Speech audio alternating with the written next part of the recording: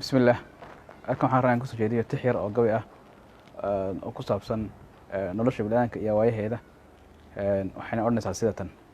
dhowr habeen qorshihi hadday ku dhamaan ayaamuhu wax ku dhiba iyo haddii aad nolosha dhayliba ka weydo dhankii aad la rabtoon haddii xaajada lagu dhammaynayo dhimirsamaan iyo caafimaad haddaad muddo ku dheeraato hays odhan waxaa dadka dheer tahay oo dhaafsan baa jira dhanka kale dhib iyo hawladuun ninkii dhabarka loo saaro xaajadu soo dhisaba ninkaa durba lagu dhaliilaayo dhardhaarro isaaraba ninkaa hufadu ay ku dhufanayso dhinacuu jalleecaba ninkaa dhirifku saameeyey ha u malayn dhabcaa liita ama dhidir lahayn haabay ha yeeshee nolosha ku dhisan dheeliga iyo gabidhacyaalaynta dhiijaamuhu ninkay buuxsamaan dharagta dayreed dhafoorradu marbay soo gotaan dhamacda jiilaale dheelolowga gaajada ninkii dhaaxa miranayey marubaa risiq dhammaystirana siin oo dheeha darartaaye dhabtuna adduunyada ma aha ee aakharaa laysu dhurayaaye nin waliba wuxuu u dhitaysay ayuu hadhow dheef u helayaa